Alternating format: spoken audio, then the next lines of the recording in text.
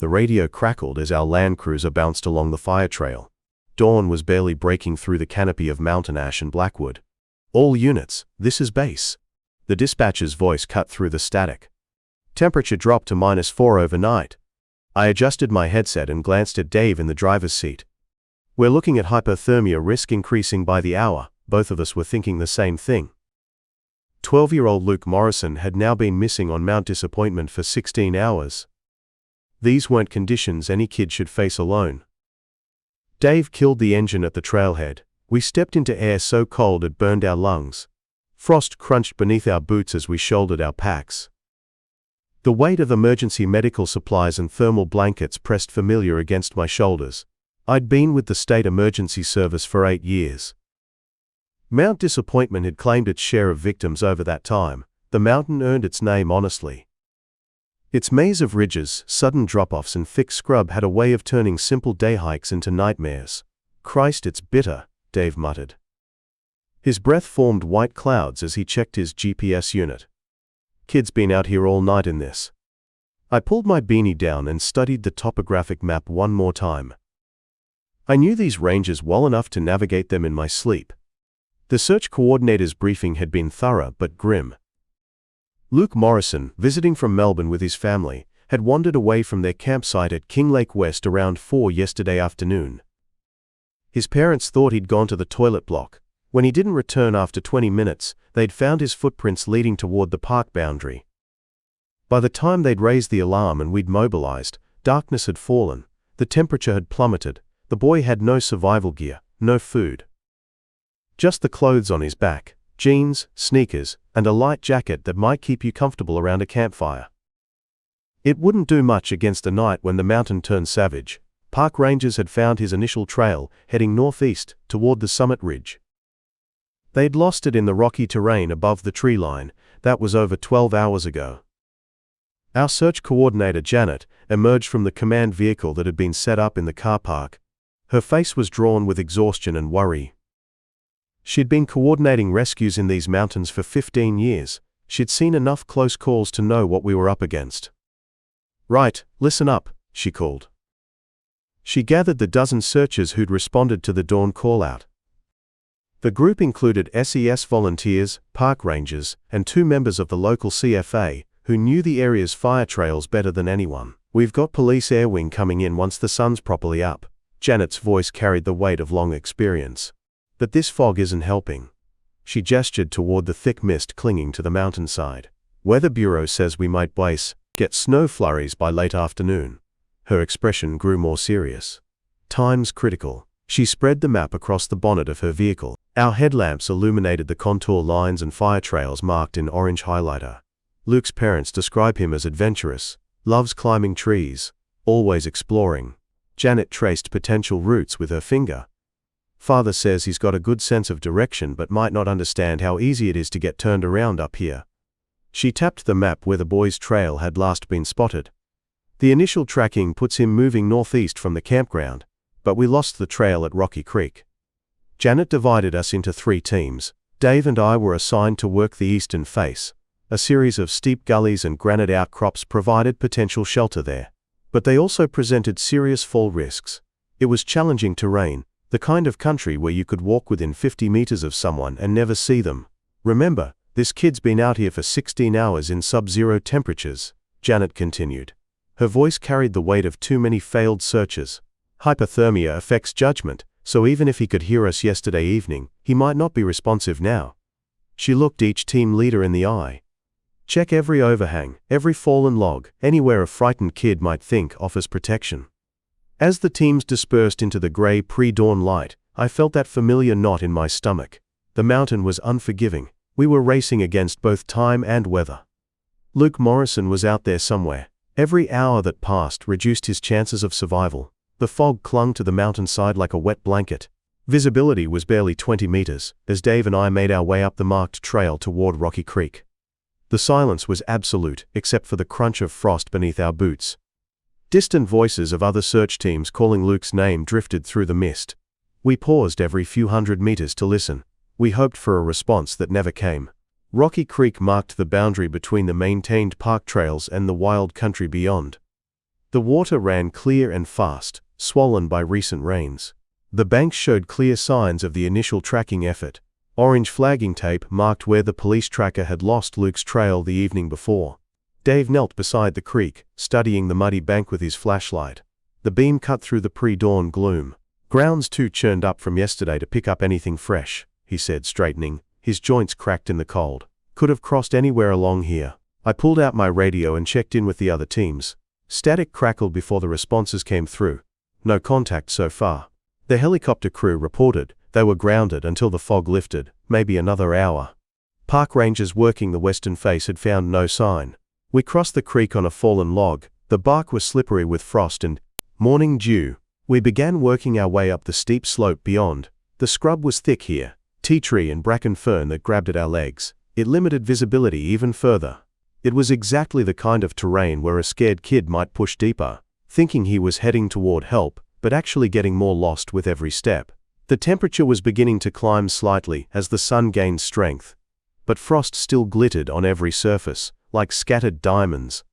I tried to imagine what Luke had experienced during the night, the cold seeping through his inadequate clothing, the complete darkness under the forest canopy, the sounds of the mountain that would seem threatening to a 12-year-old alone. Had he found shelter? Had he kept moving to stay warm? Or had exhaustion and cold eventually forced him to stop? Dave called out from 30 meters to my left. "Got something here." I pushed through the scrub to where he was crouched beside a large granite boulder. Branches scraped against my jacket as I fought through the undergrowth. At the boulder's base, someone had scraped together a rough nest of fern fronds and fallen bark. The vegetation was pressed down as if someone had huddled there. When I knelt closer, I could see where small hands had arranged the makeshift bedding. The careful positioning of each piece showed deliberate thought. "This is him," I said. I felt a surge of hope mixed with admiration. The shelter showed intelligence and determination. Luke had found one of the few spots that would offer protection from the wind. He'd tried to insulate himself from the cold ground. Smart kid. Dave was already examining the area around the boulder. His experienced eyes read the subtle signs in the disturbed earth. "Looks like he moved on this morning." He pointed to where the ground frost was disturbed heading uphill. "Ground frost is disturbed heading uphill." We marked the location with bright orange flagging tape. The plastic fluttered in the morning breeze. I radioed our find to Janet. Her voice crackled back with barely contained excitement. The news electrified the search teams. Luke had survived the night. He'd shown enough bushcraft instinct to seek proper shelter. But the fact that he'd moved on suggested he was still lost, still trying to find his way out. The trail from Luke's overnight shelter was faint, but readable to experienced eyes. Disturbed leaf litter caught the morning light at different angles. A scuff mark on a fallen log, where he'd climbed over, told part of his story. A partial footprint in a patch of soft earth confirmed his direction. The boy was heading steadily uphill, probably following the natural drainage line of the gully we were in. It made sense from his perspective. Higher ground would give him a better view of the surrounding country, maybe help him spot landmarks, or even the smoke from his family's campfire. But we knew what Luke didn't. He was moving away from the park roads, deeper into wilderness that became increasingly rugged and remote. The eastern face of Mount Disappointment was a maze of ridges and gullies that had confused experienced hikers. For a 12-year-old, it was a trap that would be almost impossible to escape without help. We'd been following the trail for over an hour when the weather began to change. The fog was lifting, revealing glimpses of the country ahead. But dark clouds were building to the west. The wind was picking up, carrying the scent of approaching weather. I could feel the barometric pressure dropping. The snow flurries Janet had mentioned were looking more and more likely. "Kids moving well," Dave observed. We paused beside a stream to refill our water bottles. The water was ice cold and tasted of granite and eucalyptus. Luke's trail showed he'd crossed here. Probably an hour or two earlier based on the freshness of the disturbance. Staying in the drainage, following the path of least resistance. I studied the terrain ahead through binoculars. The gully we were following opened onto a broader valley. Beyond that rose a series of steep ridges covered in thick forest. If Luke continued in his current direction, he'd face increasingly difficult country. Just as the weather deteriorated, the radio crackled with updates from other teams. The helicopter was finally airborne and beginning a systematic search of the summit area. The distant thump of rotor blades echoed off the mountain faces. Ground teams on the western face had found no sign. We were the only ones with a trail. That trail was leading us into some of the most remote country on the mountain. 20 minutes later, we found where Luke had stopped, for what might have been an extended rest. A fallen tree created a natural windbreak. The massive trunk had obviously been down for years, slowly returning to the earth. The boy had clearly spent time here.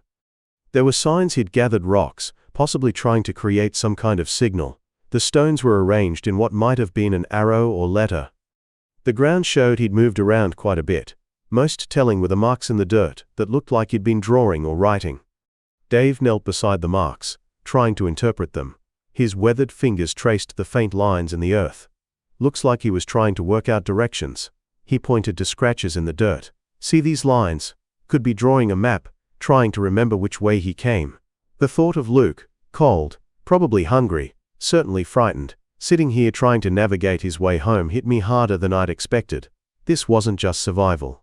This was a smart kid using his head, refusing to give up even when the situation must have seemed hopeless. But the weather wasn't waiting for us to catch up. The wind was strengthening, bending the treetops. I could see snow beginning to dust the higher ridges like icing sugar. Temperature was dropping again, as clouds blocked the sun. Luke had survived one night, but a second night in these conditions would test even an experienced adult. Especially if snow fell. We pressed on, following the trail as it wound through increasingly difficult terrain. The boy's path showed he was tiring. His steps were becoming less regular. There were places where he'd clearly struggled with steep sections or thick scrub. But he was still moving, still fighting, still refusing to give up. The trail led us up a steep spur that rose toward one of the subsidiary peaks of Mount Disappointment. The going was tough, with loose rock and dense vegetation that forced us to push through rather than walk around. Thorny branches caught at our clothing. Luke's passage was marked by broken branches and disturbed rocks. He'd come this way, but it had cost him. Near the top of the spur we found something that stopped us cold. Luke's light jacket, caught on a blackwood sapling about head high. The blue fabric stood out like a flag against the dark wood. The fabric was torn, and there were dark stains that might have been blood. Dave carefully removed the jacket, examining it closely. His movements were gentle, as if he was handling evidence at a crime scene. "Thorns," he said, pointing to the tears. He held up the fabric to catch the light. "Looks like he caught it pushing through thick scrub, probably couldn't get it free so he abandoned it." The implications were sobering. Luke was now facing deteriorating weather with even less protection than before. But the fact that he'd sacrificed the jacket rather than exhaust himself trying to free it showed he was still thinking clearly, still making rational decisions. From our position on the spur we had a clear view across the valley to the next ridge system. The country ahead was a wilderness of steep faces, dense forest and rocky outcrops. Beautiful in good weather, but unforgiving when the mountain turned hostile. And the mountain was definitely turning hostile. Snow was now falling steadily, beginning to accumulate on the higher peaks. The flakes were large and wet, the kind that stuck to everything. I pulled out my radio to update Janet on our position and the discovery of Luke's jacket. Static filled the channel before her voice crackled back. The news she delivered made my stomach clench. Temperatures dropping faster than predicted. Her words carried new urgency. "Weather Bureau says we could see significant snowfall by evening." She paused, and I could hear the weight of decision in her voice. "You need to find this kid soon." We were running out of time. Luke Morrison was somewhere ahead of us, moving deeper into country that would challenge our ability to get him out even if we found him. The race was on. The mountain was setting the pace. The snow was falling harder now. Fat flakes clung to everything and began transforming the familiar landscape into something alien and treacherous. We'd been following Luke's trail for another hour when Dave's voice cut through the wind. The wind was starting to howl through the trees. "We're losing the light," he called, checking his watch. The face was difficult to read in the gray afternoon gloom. "And this weather's only getting worse." He was right. What had started as occasional flurries was now a steady snowfall. The temperature was plummeting. My breath came out in thick clouds, and I could feel the cold seeping through my gear despite the layers. If I was feeling it, what must Luke be experiencing out there? Nothing but his school clothes, and whatever makeshift shelter he could construct. The trail had become harder to follow, as the snow began covering Luke's tracks. Each footprint filled with white powder within minutes of our passing. We'd managed to trace his path up and over the spur, but on the far side the signs became sporadic. A disturbed patch of ground here, barely visible under the accumulating snow, a broken branch there, the fresh break standing out against weathered wood. The boy was still moving, but we were falling behind. My radio crackled with Janet's voice cutting through the static. "All search teams, this is base." Her tone was different now, edged with the kind of authority that brooked no argument. "Weather conditions are deteriorating rapidly." The wind howled louder, as if emphasizing her words. "We've got reports of heavy snow across the entire mountain system." I looked around at the white world materializing around us. "I need all teams to consider pulling back to safe positions." Dave and I exchanged glances. Neither of us wanted to voice what we were both thinking. If we pulled back now, we might not find Luke Morrison alive tomorrow morning. The snow would cover his tracks completely. Any shelter he'd managed to build would be buried. His chances of surviving another night in these conditions were minimal. "Base, this is Team 3, Dave responded, keying his radio. His voice was steady, but I could hear the tension underneath. "We've got fresh sign and we're close." He paused, looking at me for confirmation. "Request permission to continue for another hour." Static filled the channel for what felt like an eternity. Then Janet's voice came back, heavy with reluctant authority. "Team 3, temperatures dropped to -2 and falling." The numbers hit like physical blows. "You've got kids at home too, Dave." Her voice carried the weight of too many difficult decisions. "Don't become part of the problem." It was the hardest decision I'd made in years of search and rescue work. Every instinct screamed at me to keep pushing forward. To keep following that fading trail into the darkness. Somewhere ahead was a boy who needed help, but Janet was right. We couldn't help Luke if we became casualties ourselves. We marked our last confirmed sighting of Luke's trail with bright tape. The orange plastic fluttered like a prayer flag in the wind. We began the treacherous journey back toward base camp. The snow was ankle-deep now in places. The familiar paths had become slippery and dangerous. Every step required concentration. It took us nearly 2 hours to reach the relative warmth of the incident command post. By then the temperature had dropped to -4. The other search teams had already returned. Their faces showed the same frustrated concern that I felt gnawing at my gut. We gathered around Janet's map table in the heated tent. Steam rose from cups of coffee that nobody really tasted. The harsh lights threw stark shadows on worried faces. "Okay, let's debrief," Janet said. Her voice carried none of its usual authority. The weight of command was visible in her shoulders. "What do we know?" The reports painted a picture that was both encouraging and terrifying. Luke Morrison was resourceful, determined, and still moving under his own power as of our last sighting. But he was also inadequately clothed, probably hypothermic to some degree, somewhere out there in country that was becoming more dangerous by the hour. "Weather forecast?" someone asked from the back of the tent. "Not good," Janet replied, consulting her notes. Her finger traced the meteorological data. "Snow's expected to continue through the night." She looked up at our assembled faces. "Temperatures could drop as low as -8. The number hung in the air like a death sentence. "Wind chill will make it feel even colder. -8 degrees. I thought about my own children. Warm in their beds at home. Tried to imagine what Luke's parents were going through.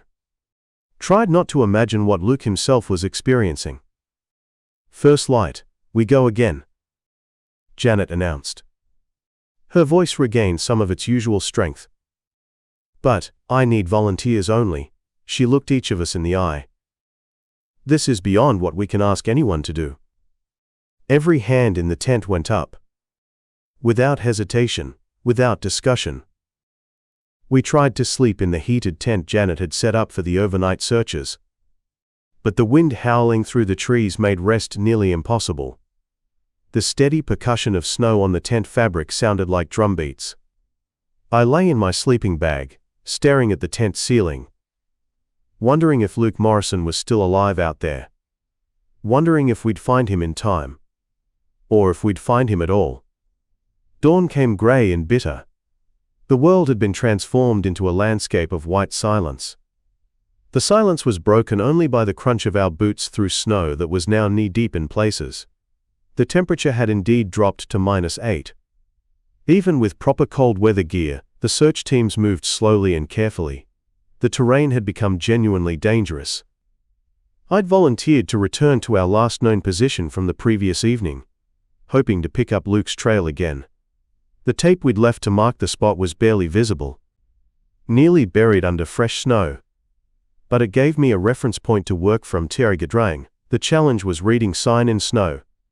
Luke's tracks from yesterday were completely obliterated, but I was hoping to find some indication of where he'd sheltered for the night. More importantly, where he'd gone from there. I worked in expanding circles from our last confirmed sighting, looking for any disturbance in the snow that might indicate recent passage. It was painstaking work, made harder by the fact that the wind was still blowing, constantly shifting and redistributing the snow cover. Then I found it. Not tracks but something better. A depression in the snow near a large granite boulder.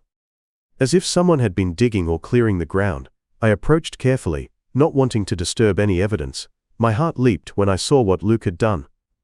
The boy had built himself a shelter against the base of the boulder, using fallen branches and bark to create a windbreak. The construction was crude but effective, showing that despite everything he'd been through, Luke was still thinking, still problem-solving. More importantly, the snow around the shelter showed clear signs of recent disturbance. I keyed my radio with shaking fingers. "Base, this is Team 3. My voice cracked with excitement and cold. "I've found Luke's overnight position and there are fresh signs." I paused to steady my voice. "He's alive and moving." Janet's voice came back immediately. The relief was audible even through the static.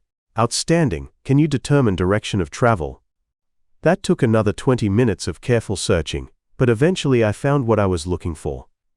Luke had left his shelter and continued in roughly the same direction he'd been heading the previous day, deeper into the mountain wilderness, away from civilization, away from the search teams that were trying to find him. I began following the new trail, marking my progress with GPS coordinates. Regular radio updates kept the command post informed of my position. Luke's passage through the snow was easier to follow than yesterday's sign. But it also told a story that worried me. His steps were shorter now, less regular. There were places where he'd clearly stumbled or fallen, deep impressions in the snow, where he'd had to struggle back to his feet. The boy was weakening. But he was also demonstrating remarkable resilience. About an hour into following the fresh trail, I found evidence of Luke's ingenuity, evidence that made me shake my head in admiration. He'd stopped at a grove of paperbark tea trees. The distinctive trees with their peeling white bark stood out against the snow. He'd stripped sheets of bark, probably to use as additional insulation. The bark strips he'd discarded showed he was being selective, taking only the best pieces. I was beginning to understand Luke Morrison. He wasn't wandering randomly through the bush. He was making deliberate choices, solving problems, adapting to his situation. The question was whether his body could keep up with his determined spirit. The trail led me up another steep spur, this one even more challenging than yesterday's terrain. I could see from his tracks that Luke had struggled here, slipping and sliding in the snow. But he'd persevered. At the top of the spur I found myself looking across a valley system that was both beautiful and forbidding. The snow had stopped falling, but the world was locked in winter's grip. Icicles hung from rock overhangs like crystal spears. The silence was so complete that my own breathing seemed loud in the thin air. This was country that demanded respect even from experienced bushwalkers in good conditions. For a 13-year-old boy in school clothes, it was a death trap. But Luke Morrison was still out there somewhere. Still moving, still fighting. I checked my position on the GPS and realized with growing concern that the boy was heading towards some of the most remote and dangerous country, on Mount Disappointment. If he continued in his current direction, he'd be moving into terrain that would be difficult for search teams to access, especially in these conditions. My radio crackled with another update. Team 3, what's your status? Following fresh trail, I reported, speaking carefully into the microphone. Subject is moving toward the eastern wilderness area. I paused to check Luke's most recent tracks. Trail indicates he's weakening but still mobile. Copy that, came the response. Be advised, Weather Bureau is predicting another front moving in this afternoon. Janet's voice carried new concern. You might want to consider your extraction time. I looked at the sky and saw the clouds building again, dark masses rolling in from the west. Another storm system would make rescue nearly impossible, even if we found Luke, but it would also make survival nearly impossible for a boy who'd already endured 2 nights in sub-zero conditions. I made a decision that I knew Janet wouldn't approve of. Instead of turning back to maintain a safe margin for extraction, I pressed on. Following Luke's trail deeper into country that was becoming more remote and dangerous with every step. The tracks were telling a story now. One that filled me with both hope and dread. Luke had stopped frequently, probably to rest or warm himself with movement. At one point, he'd spent considerable time at a small creek, now frozen solid, the ice gleaming like black glass. He'd apparently tried to break through the ice. Whether for water, or just to understand his environment, it showed he was still thinking, still assessing his situation. But the tracks also showed he was struggling more with each mile. The distance between rests was decreasing. There were more places where he'd stumbled or fallen. Most concerning, his path was becoming less direct, showing the kind of meandering that often indicated the onset of serious hypothermia. Then I crested a low ridge and saw something that made my blood run cold. Luke's tracks led straight toward a series of cliff faces and steep ravines.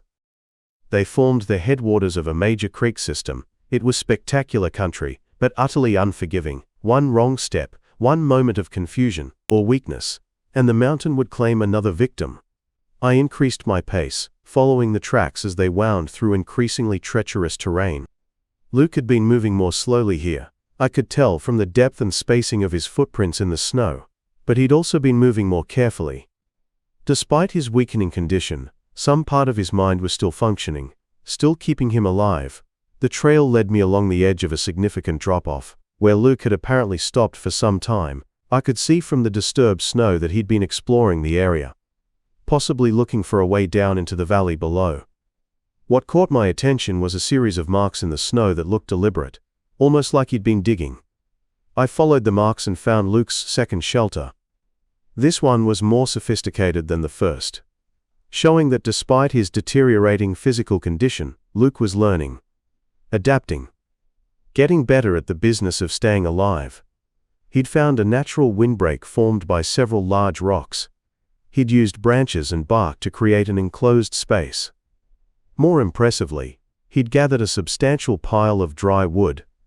There were clear signs that he'd managed to build a fire. The ashes were cold now, covered with a thin layer of snow, but the blackened rocks around the fire pit told the story. Somehow, this 13-year-old boy had managed to create fire in sub-zero conditions. With whatever tools he'd had available, it was the difference between death and survival. Luke Morrison had figured it out, but as I examined the shelter more closely, I found signs that worried me. There were dark stains on some of the bark Luke had used for bedding. Probably blood from cuts and scrapes, but also possibly from more serious injuries. More concerning were the places where the snow was disturbed in ways that suggested Luke had been restless, possibly shivering uncontrollably during the night. The shelter told a story of determination and ingenuity, but also of a boy who was reaching the limits of what the human body could endure. Luke Morrison had survived 2 nights on Mount Disappointment, but I wasn't sure he could survive a third. I keyed my radio to report my findings, but got only static in return. The terrain and weather conditions were interfering with communications. I was effectively cut off from the rest of the search team. I was on my own now, following the trail of a dying boy deeper into country that might not let either of us out alive. The fresh tracks leading away from Luke's second shelter showed a boy who was moving with increasing difficulty.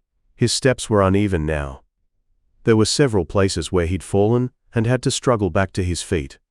But he was still moving, still fighting, still refusing to give up. I checked my GPS and realized that Luke was heading almost directly away from any possible rescue route. Whether by design or by the confusion that comes with severe hypothermia, he was moving deeper into the wilderness with every step. The clouds were building again. I could smell snow in the air, that metallic scent that came before serious weather. Another storm was coming. When it hit, both Luke Morrison and I were going to be in serious trouble. But I kept following those tracks through the snow, driven by the knowledge that somewhere ahead was a boy who had already proven he was tougher than anyone had a right to expect. Luke Morrison wasn't giving up. Neither was I. The mountain might have the advantage. But it hadn't won yet. The first fat snowflakes began falling as I crested the next ridge. I knew we were running out of time. The temperature had dropped another few degrees in the past hour. The wind was picking up with the kind of steady intensity that meant a serious storm was moving in. Luke's tracks were becoming harder to follow as fresh snow began filling them in, but I could still make out the telltale signs of his passage. A broken branch here, its fresh wood pale against the bark, a scuff mark on a rock there, where snow had been scraped away. The increasingly erratic pattern of his footprints told me hypothermia was affecting his coordination. I'd been tracking him for over 6 hours now, moving as fast as the terrain would allow. But Luke had at least a 12-hour head start from his second shelter. The kid was moving on pure instinct now, following what looked like an old animal track that wound its way up toward the most exposed part of the mountain. It was exactly the wrong direction for someone seeking shelter.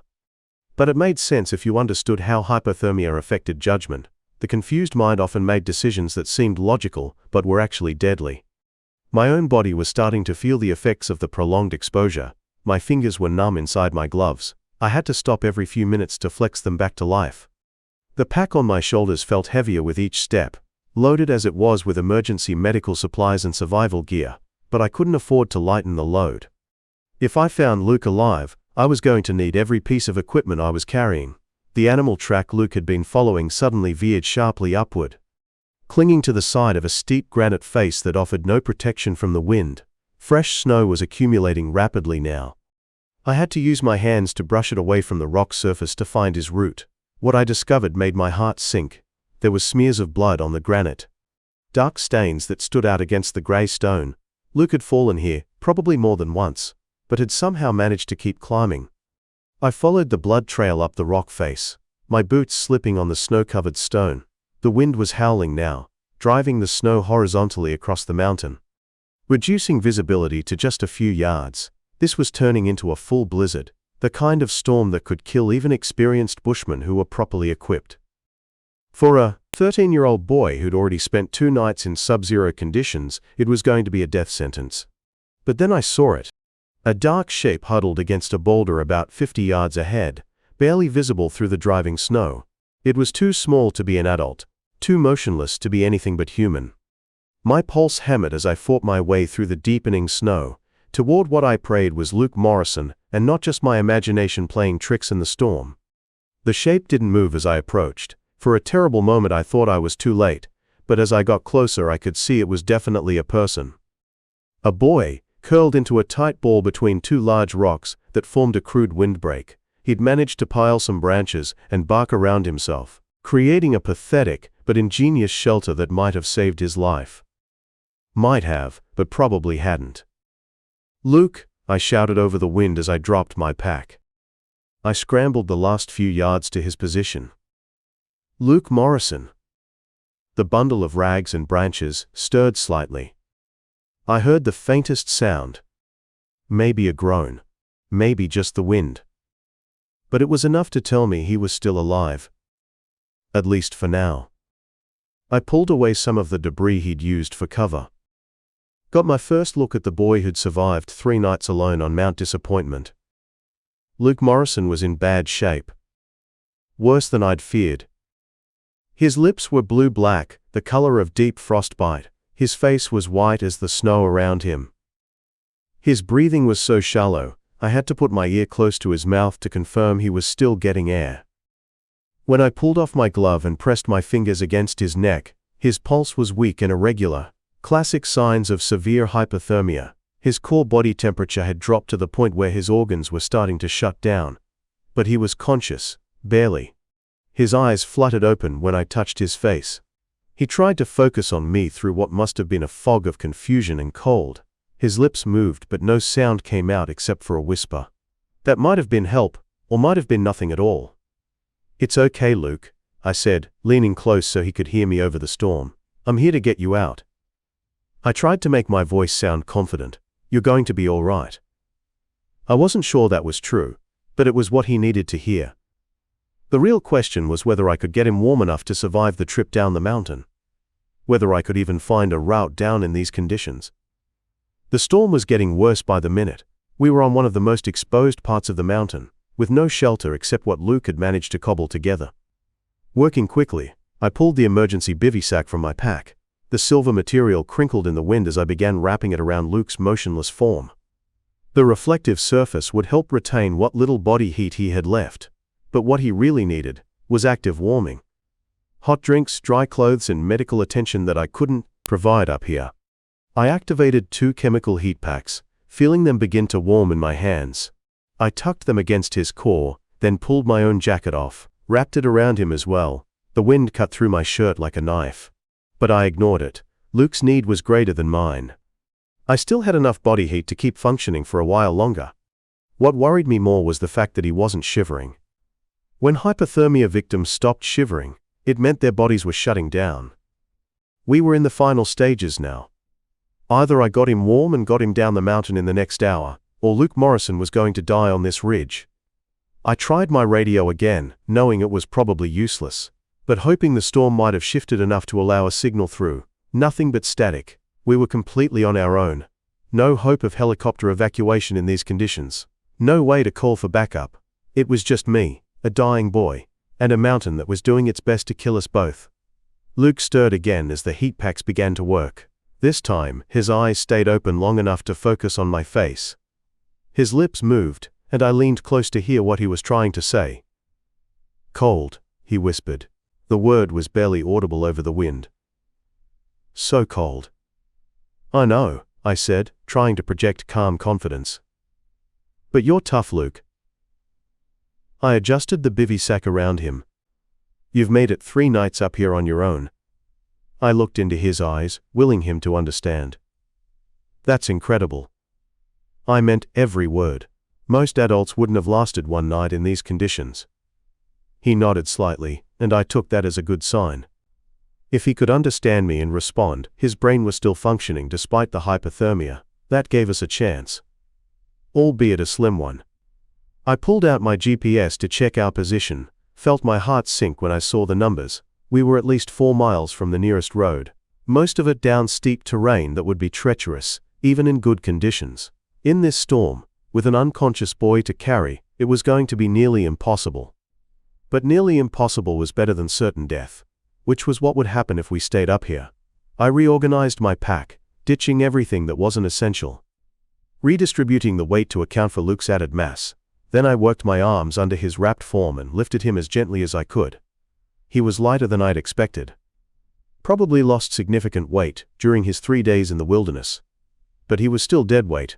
Carrying him down the mountain was going to be exhausting. The descent began as a nightmare and quickly got worse. The storm had deposited several inches of fresh snow on already treacherous terrain. Every step was a gamble. I couldn't see more than a few feet ahead. Several times I nearly walked us both off cliffs that appeared suddenly out of the swirling white. Luke drifted in and out of consciousness as I carried him, occasionally mumbling words I couldn't understand, but mostly hanging limp in my arms like a rag doll. After an hour of fighting through the storm, I had to stop and rest. My shoulders were screaming, my legs were shaking with exhaustion. I was starting to make the kind of mistakes that could get us both killed. I found a relatively sheltered spot behind a large tree, set Luke down carefully, checked his pulse and breathing while I caught my own breath. He was still alive but barely. The heat packs had helped some. But his core temperature was still dangerously low. The jostling of the descent wasn't doing him any favors.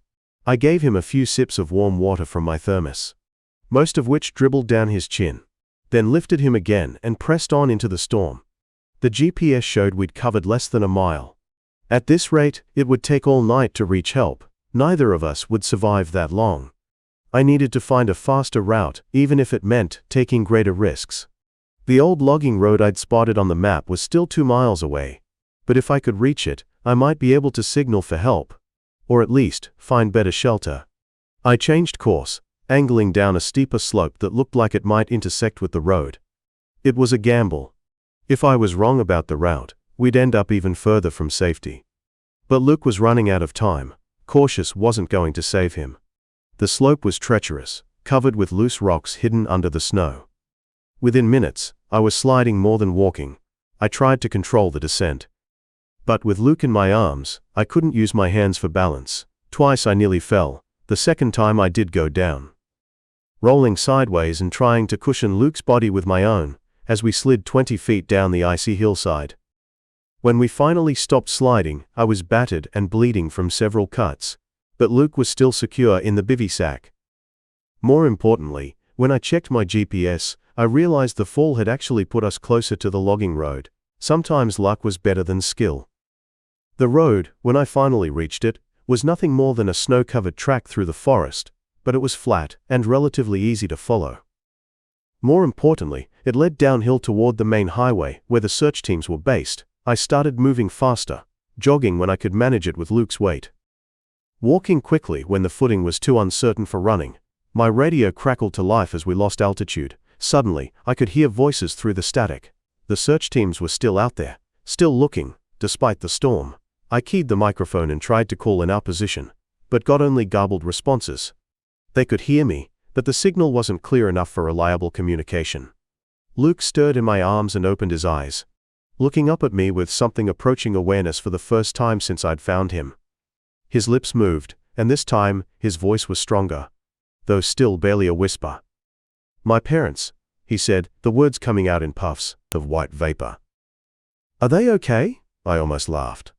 Here was a kid who'd nearly died 3 times over, and he was worried about his family. "They're fine, Luke," I assured him, not breaking stride. "They're worried about you, but they're fine." I looked down at his pale face. "We're going to get you back to them." He nodded and closed his eyes again, but I could feel some tension leave his body. Whatever had been driving him to keep fighting during those 3 nights alone, knowing his family was safe, seemed to give him permission to let go, to trust someone else to take care of him. The lights appeared through the trees like a miracle, red and blue flashes of emergency vehicles parked along the highway. I could see the command post set up in the parking area, figures moving around in the illumination of portable floodlights. We'd made it down, both of us still alive, though Luke was going to need immediate medical attention to stay that way.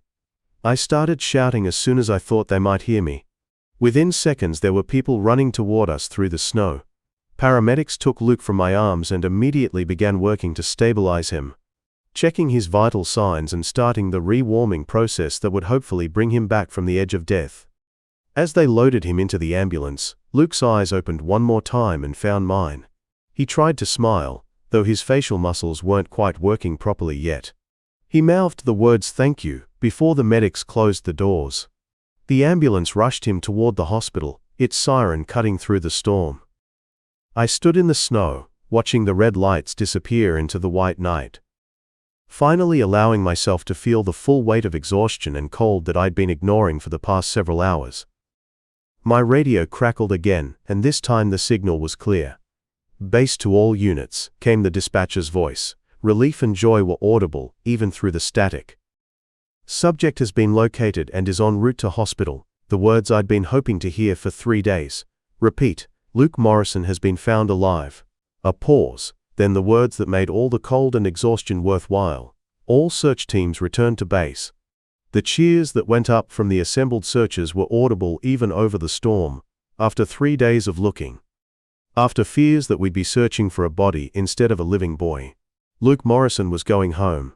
3 weeks later I sat in the hospital cafeteria across from Luke Morrison, watching him work his way through a sandwich, with the focused intensity of someone who'd learned not to take food for granted. His fingers still bore the white scars of frostbite. He moved carefully, but the color had returned to his cheeks. His eyes were bright and alert. His parents had invited me to visit during his recovery. I'd found myself drawn back to check on him several times since that night on the mountain. "Tell me again about the second shelter," I said. I was genuinely curious about the details of his survival that still amazed the doctors and rescue specialists who'd debriefed him. Luke had become something of a minor celebrity in the search and rescue community. A textbook case of how basic survival knowledge and sheer determination could overcome seemingly impossible odds. He set down his sandwich and flexed his scarred fingers. It was a habit he'd developed since the frostbite. "I knew the first one wasn't going to work for more than 1 night," he said. His voice carried a gravity that hadn't been there before his ordeal. The wind was coming right through it, and I was already getting really cold. He paused, his expression growing serious as he remembered. So when I moved the next day, I was looking for something better. He traced patterns on the table with his finger. I found this fallen tree, really big, and I could dig underneath it. His eyes grew distant as he recalled the details. The ground was warmer there, and I could pile up pine needles and stuff to insulate better. What struck me most about Luke's account wasn't just his practical survival skills, though those had been impressive for a 13-year-old. It was his psychological resilience. 3 nights alone in sub-zero temperatures would have broken many adults, yet he'd maintained the mental clarity to keep moving, keep problem-solving, keep fighting for his life even when hypothermia began to cloud his judgment. What was the worst part? I asked, leaning forward. The cold, the hunger, being alone. Luke considered this seriously, the way he seemed to approach most questions now. The experience had given him a gravity beyond his years, a thoughtfulness that reminded me of soldiers I'd known who'd faced life or death situations. The worst was not knowing if I was going the right way, he said finally. His voice was quiet but steady. I kept thinking I was getting farther away from help, but I couldn't figure out how to get back to where I started. He looked up at me with those serious eyes. It was like the whole mountain was trying to confuse me. He wasn't wrong about that. Mount Disappointment had earned its name honestly. It was terrain that could disorient even experienced bushwalkers, full of false ridges and valleys that led nowhere. The fact that Luke had kept moving instead of staying put went against basic survival doctrine. But in his specific situation, it had probably saved his life. His original position had been too exposed, too far from any likely search routes. Did you think you were going to die? The question came out more bluntly than I'd intended, but Luke didn't flinch from it. Yeah, he said quietly, his hands still now on the table. Especially the 3rd night. He swallowed hard. I was so tired, and I couldn't stop shivering, and I kept wanting to just lie down and sleep. His voice grew smaller. I knew that was bad. Dad had told me about hypothermia when we went camping. He looked up at me with eyes that had seen too much. But it was really hard to keep caring about anything. The honesty of his answer hit me harder than I'd expected. Here was a kid describing the exact moment when his body had begun shutting down, when survival had become a conscious choice rather than instinct. How did you know where to find me? He asked, changing the subject. The other searchers were all looking in different places. This was the question I'd been dreading. Because the honest answer revealed how much luck had been involved in the rescue.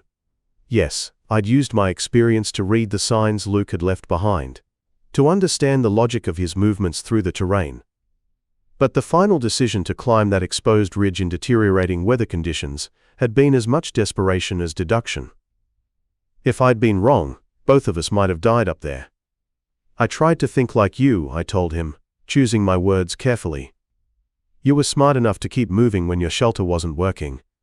I paused, watching his face. Smart enough to look for better options. I leaned back in my chair. But you were also getting colder and more confused, so your decisions would start following different patterns. I tried to explain the psychology of hypothermia in terms he could understand. You'd start moving toward what felt safe instead of what actually was safe. Luke nodded slowly, processing this. I remember thinking the ridge would be easier to walk on, he said. His voice carried the weight of hard-won understanding. I was so tired of fighting through the thick trees and all the fallen branches. He looked out the hospital window toward the distant mountains. It seemed like if I could just get up high, I could see where I was supposed to go. That was exactly the kind of hypothermic reasoning I'd gambled on. The way cold and exhaustion could make terrible tactical decisions feel perfectly logical. In Luke's deteriorating mental state, the exposed ridge had offered the illusion of progress and control. Even though it was the most dangerous place he could have chosen to spend his 3rd night. The conversation was interrupted by Luke's father, David Morrison. He approached our table looking better than he had in weeks. The strain of those 3 days had aged him visibly, but his son's recovery had begun to restore some of his natural humor and energy. How's the patient today? David asked. He ruffled Luke's hair in a gesture that seemed casual but carried the weight of a parent who'd nearly lost his child. Better, Luke said, then looked at me. Dad wants to get me into some kind of proper survival training. He managed a small smile. Says if I'm going to wander off into the bush, I should at least know what I'm doing. David's expression grew more serious as he pulled up a chair. We've been talking to some of the people in your organization, he said to me. About wilderness survival courses for kids. He looked at his son with a mixture of pride and concern. What Luke managed to do was remarkable, but it was also incredibly dangerous. His voice carried the weight of a parent who'd stared into the abyss. A few different decisions, and we'd be having a very different conversation right now. He was absolutely right. Luke's survival had been a combination of basic knowledge, good instincts, and extraordinary luck. Change any one of several variables, and the outcome would have been tragic. If the weather had been slightly worse, if he'd injured himself in a fall, if he'd made different choices about shelter or movement. There are programs, I said, nodding. Good ones that teach practical skills but also judgment. I looked between father and son. How to assess risks, when to move and when to stay put, how to signal for help effectively. I paused, making sure Luke was listening. The most important thing is understanding that survival isn't about being tough or heroic. I met his eyes. It's about making smart decisions when you're scared and uncomfortable. Luke leaned forward with interest. Would you teach me some stuff? His eagerness was touching and concerning in equal measure. I mean, before I do a formal course? The request caught me off guard, though perhaps it shouldn't have. In the weeks since his rescue, I'd found myself thinking about Luke's experience almost constantly, analyzing what had gone right and what had gone wrong. What lessons could be learned from his ordeal? His survival had been remarkable. But it had also highlighted gaps in our standard search procedures. Assumptions about how lost people behave in extreme conditions. I think that could be arranged, I said carefully. But first, you need to finish recovering. I gestured toward his still healing frostbite scars. Your body went through trauma up there. It's going to take time to get back to full strength. David nodded gratefully, relief visible in his shoulders. The doctors say another few weeks before he's cleared for any outdoor activities. He looked at me with the expression of a man who understood debts that could never be repaid. But when he is ready, we'd appreciate any help you could provide. His voice grew quieter. This experience taught us how quickly things can go wrong, even on a simple day hike. As they prepared to leave, Luke turned back to me with one final question. Do you think I did okay up there? Uncertainty flickered in his voice. I mean, I know I made mistakes, but the question broke my heart a little. Here was a kid who'd survived 3 nights alone, in conditions that had challenged even experienced searchers. And he was worried about whether he'd performed adequately. Luke, I said seriously, leaning forward to meet his eyes. What you did was extraordinary. I wanted him to understand the full weight of what I was saying. Yes, you made some decisions that increased your risk. We all do that when we're cold and scared and running on no sleep. I paused, making sure he was listening. But you kept fighting. You kept trying to solve problems and you never gave up. I let the words sink in. That's what saved your life. I gestured toward the window, toward the mountains beyond. Most adults wouldn't have lasted 1 night in those conditions. He smiled then, the first completely unguarded smile I'd seen from him since his rescue. Thanks, he said simply. The word carried more weight than most speeches. He followed his father toward the hospital exit, walking with the careful confidence of someone who'd learned hard lessons about his own mortality. I remained in the cafeteria for a long time after they left, drinking cooling coffee and thinking about the broader implications of Luke's survival story. In our search and rescue community, we'd spend months analyzing every aspect of the operation.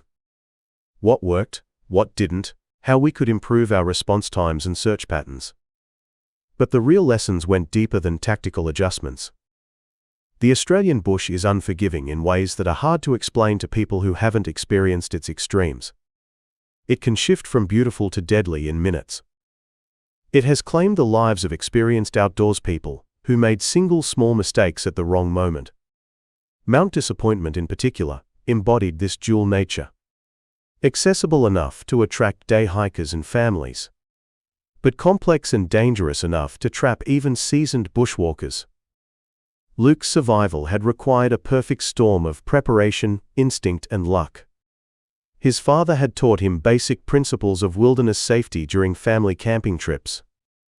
His scouts' involvement had reinforced concepts like shelter building and recognizing hypothermia symptoms. But beyond the technical knowledge, he'd possessed something harder to teach: the mental toughness to keep functioning when everything seemed hopeless. That psychological element was what fascinated me most about his case.